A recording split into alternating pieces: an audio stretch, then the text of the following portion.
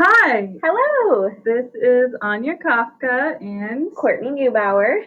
and welcome to the Unitarian Universalist Fellowship of Klamath County first ever online worship service. We're so glad you could join us this morning.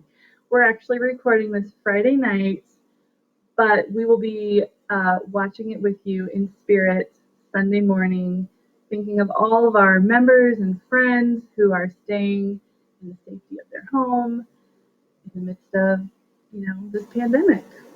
Yeah. So we'd like to invite you to sing with us an old folk song, "We Shall Overcome." We shall overcome. We shall overcome.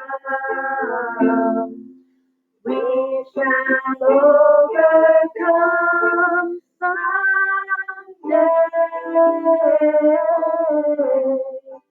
Oh, deep in my heart, I do believe we shall overcome someday. We'll walk hand in hand. We'll walk hand in hand. We'll walk hand in hand someday. Oh, deep in my heart, I do believe we shall overcome someday. Hi, Bogan, you want to say hi to the video? No. Okay. Bogan's not going to be on the camera. So, we wanted to put this together to reach out to our community in this time of isolation and affirm that we are still a community even though we cannot meet in person, to take care of our most vulnerable members. So with that being said, Courtney, do you want to read the prayer, the chalice lighting? We're going to light the chalice now. So let's just take a deep breath, get centered in the moment, grateful for our community, and I will light the chalice as Courtney reads the prayer. So this is from an Instagram account called Krug the Thinker, spelled Krug. It's called Prayer for Pandemic. May we, who are merely inconvenienced, remember those whose lives are at stake. May we, who have no risk factors, remember those most vulnerable. May we, who have the luxury of working from home, remember those who must choose between preserving their health or making their rent. May we, who have the flexibility to care for our children when their schools close, remember those who have no options. May we, who have to cancel our trips, remember those that have no safe places to go. May we, who are losing our margin money in the tumult of the economic market, remember those who have no margin at all. May we, who settle in for a quarantine at home, remember those who have no home. As fear grips our country, let us choose love. During this time when we cannot physically wrap our arms around each other, let us yet find ways to be in the loving embrace of God to our neighbors. Amen. Thank you. So Courtney, how's it going for you? It's going pretty good. It's been at times really scary to just see the amount of news come in and the amount of people who I know personally and people, who I know through the story sharing that's happening who are being affected. And it was one of those things that you always think it's far away. And then I saw pictures of our own grocery stores having empty shelves. And it really hit me that it's happening. Yeah. No. Yeah, it's crazy. It's I don't know, the strangest thing I've ever lived through that I can remember. I mean, I lived through Y2K, but that was not as impactful as this, I don't think. Like, people were stocking up on stuff, but it wasn't like this. Yeah. I had a student today, a fourth grader, ask me why they were closing the schools. He didn't really understand why schools are being closed. And I was trying to explain to him, well, there's this virus, and we want to be sure nobody gets it. Like, nobody, it doesn't get spread. And I wanted to be sure to explain to him that he probably wouldn't get it because he's young. He's 10 years old. But he could be a carrier and he could transmit it to his grandma or something, and that's why we're shutting down the schools so we don't spread the virus anymore.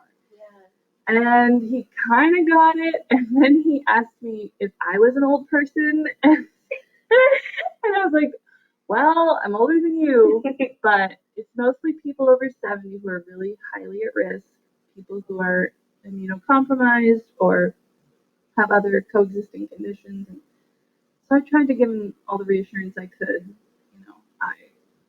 I feel really lucky that I'm pretty healthy right now, and I'm not scared for myself, but I'm scared for people that I love. Yeah, there was. It's funny because I think for some folks too, they say like, "Oh, I'm young, so I don't need to worry about it." And there was something that kind of made me start to like tear up a little bit. I saw this friend posted something that was like, when you say like I'm not affected, like it's me who's affected, and it's someone who has gone through like several surgeries, and I feel at times like kind of disheartened by the amount of turning into like the self that's happening. Individualism, kind of. Yeah. Save yourself first. Yeah. I saw a thing that was like individualism and this like idea like I need to, I'm number one, I'm most important sort of philosophy.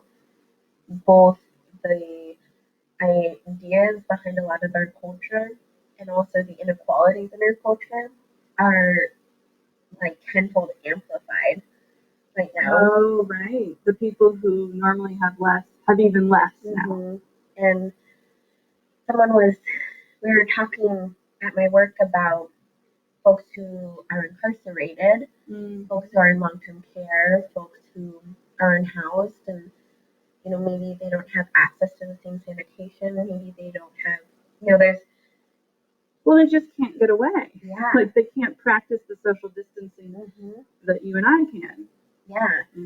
And so when you live in a culture where individuality is so prized, I feel like that's where you see the stockpiling, the shelves are empty, that like the only people who can do that are the people who have the disposable income and who aren't worried that they could lose their jobs, so they need to like make sure that they have money for healthcare and rent. Yeah. Yeah. In some ways, it's bringing out some of the worst in our society. So, what gives you hope right now? Yes. I am feeling so hopeful. I haven't seen it yet, but I heard and was told about a video in Italy where someone in a very like dense populated area started singing outside of their window because everyone was quarantined. Yeah. And so everyone's in their own homes. And so this ability to like create connection with your neighbors just by singing. Wow. That's so cool. Isn't that cool? Apparently, and I saw a still image of it, but it was apparently it's like very haunting because like the streets are empty. Yeah. So that's so people are singing together. Yeah. Out their windows. Yeah. Oh, that's beautiful. Isn't that amazing? Wow. Because it's this, and I feel like in a lot of different ways at different times, that music is something that can like bring together people so powerfully. Yeah. Um, and yeah, I was like, I mean, even now, just like thinking about it, the idea of like, we might be isolated Mhm. in a lot of ways, but even that idea and that mentality of like, I can still like reach out from my home and reach out from my isolation and be held and be part of this like community. Yeah, and we hope that you're feeling that a little bit through this video. We have technology now to connect through the internet, and that's something we can use to an advantage now in this time of isolation. I also wanted to mention that something that's given me hope is the response to our call to action with the Cares and Concerns Committee. So I've had more people respond saying they want to volunteer. In fact, I just got another one. Than I have had people asking for help. So it's like everybody wants to help. People are seeing this as an opportunity to give back and check on their neighbors and check on elderly folks, or I don't know. It's that gives me hope, is seeing the response of people helping, wanting to help. Yeah, yeah. I was seeing a lot of friends who are in stable financial and work situations where they know that they have access to healthcare, but also like won't be going to work, who are saying like, I have a car, Mm-hmm. I can drive you somewhere, I can get you groceries, I can pick up cat food, which is something I'm doing later tonight. Yeah. And I think that it's like, it's kind of could be a moment for some change in how we think about ourselves and think about our neighbors, and that like, how can we, because one of the beautiful things about a lot of people offering is that now we need a lot of people to start asking, right? Because we know that those needs are out there. So how are we creating community both as you use, like in the screencast and systems and the Cares and Concerns Committee, like building in systems where we not only say it's okay to ask for help, but it's something that we like encourage and celebrate. And I remember there's been times where I've like thanked someone for letting me help them because I know that they needed it, but it was really hard for them to tell me. Yeah. And then it's like they were like, "Oh my God, like what are you talking about?" And it's like, I think the ability to trust your community to ask for the things you need, I think is also something I'm hoping to see more of. Yeah, it's another area for us to grow in. Yeah. Yes. We are going to share some resources in the next presentation, and in the email there'll be some links of ways to help or ways to ask for help if you are so inclined. Please reach out.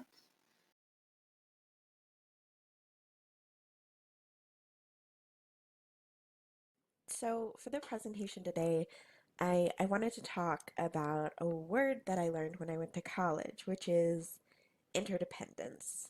And I learned this word in the study of disability justice. And it's this idea that all of our lives are connected, whether we acknowledge it or not, and that all of our lives are reliant on the people around us. From the very rich's reliance on thousands of workers to uphold wealth, to going to the grocery store to buy food that a farm worker picked. It's about stepping beyond yourself and acknowledging the larger system that connects all of us and asks us to support each other with that understanding.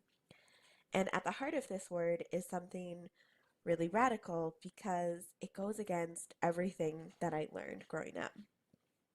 So, my mom, when she was about college age, refused to accept financial support from her controlling and at times abusive dad, and was at multiple times unhoused or housing insecure.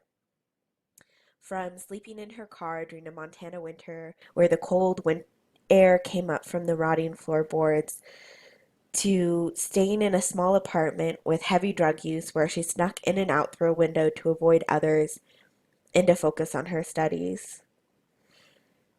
From being housing insecure, she was able to graduate. She became a nurse and then a nursing educator. And through that journey and that time growing up when she was going through that, um, a lot of times she worked between 2 and 3 jobs. She was often called away on holidays and would work swing night shifts and wasn't home very much. And the message that both my mom and I got was that we needed to be strong, independent women. And in part, she worked so hard because she never wanted my sister and I to be faced with the choice that she had, which was take money from a man who might be controlling or be unhoused. And partly it's because of a larger framework that we, as folks who live in the United States, and as a community that lives within a capitalist system, we're often asked to think of ourselves on the individual level. This world that we live in often puts the failures and successes solely on our shoulders. If you're rich, it's because you work hard and you deserve it. If you're poor, it's because you're lazy and undeserving. Now, when said like that, I think that most people can disagree, not only because poor folks are some of the hardest working people I know, but more so that I don't think that our lives should be determined by how much we produce for capitalism. Armed with this new knowledge and the ways that it impacted Black folks whose families were kidnapped and enslaved, American tribal nations whose children had been stolen into boarding schools where they were beaten into a Christian sense of civility, and South Americans who faced war as European nations attempted to wipe out their culture, I went to my mom to share everything that I had learned. What I was surprised by was the fact that she was adamant that I needed to be, in fact, independent.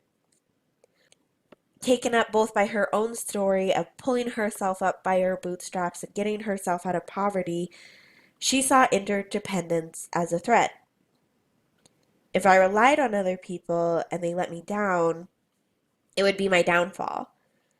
However, I see independence as a threat, erasing the fact that none of us truly are, to if we rely solely on ourselves, and in moments like this, a pandemic, we'll have no one to turn to. But if we're part of a community that acknowledges the ways that we all rely on each other, then we can focus on making a stronger whole. If you're interested in learning and exploring more about disability justice and interdependence, I recommend Mia Mingus's blog, Leaving Evidence, particularly her post, Changing the Framework, Disability Justice, How Our Communities Can Move Beyond Access to Wholeness. On the door of our fellowship is a poster that says, #safety is caring for our neighbors, which is from A Night Out for Safety and Liberation, an annual event that takes place on the first Tuesday of August, where communities redefine and reimagine what public safety means. I hope that in the face of this pandemic, we can live by that motto and care for our neighbors, and let our neighbors know what we need to be cared for.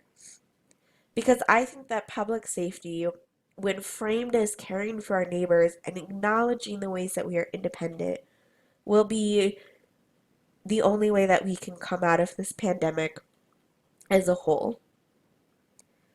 We can resist the urge to stockpile and instead buy groceries for the friend who has a weakened immune system from either age, disability, or illness. We can name that we need help making rent because our hours are cut at our job. We can name that we need help with childcare in the face of school closures. And we can do all of this because we're part of an interdependent, beloved community. So I have gathered up both some articles to help you sort of like read and think through this moment when we know that so many people's mental health can be struggling amidst this crisis, and some resources to help you get grounded and plan and think about how we can support each other.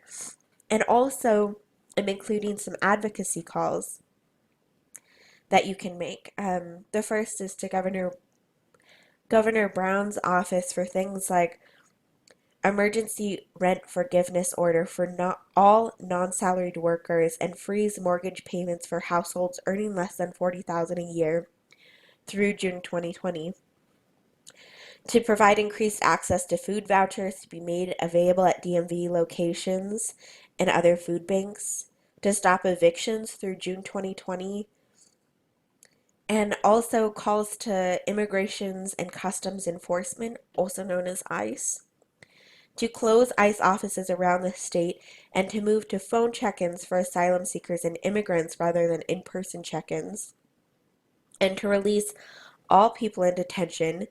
Jails and detention centers are not equipped to care for the medical needs of people held inside, and to call your senators and representatives and ask them to provide financial support to people without health insurance in need of treatment for coronavirus, to provide child care vouchers for parents who must continue to work while their children are kept home from school, and to provide paid sick leave and unemployment insurance for everyone, including low-wage and hourly workers, regardless of immigration status or the size of business. And you can check out all of these articles and podcast episodes by checking out the resources that Anya is going to send out. And yeah. Thank you for signing on and being part of the community. And Yeah, thanks for joining us. yeah, thanks for So, time. in closing, we wanted to sing our familiar worship song that everybody knows, Spirit of Life. And here we go. Okay, let me put it right here. Our cinnamon pecan swirl. It smells Chalice. really good here right now. I hope you guys are lighting candles at home, actually, to get the full sensory experience. Okay. Spirit of life, come unto me. Sing in my heart all the stirrings of compassion. Blow in the wind, rise in the sea. Move in the hand, giving life the shape of justice. Roots holding close, wings set me free. Spirit of life, come to me, come to me. Goodbye. Bye. Happy Sunday.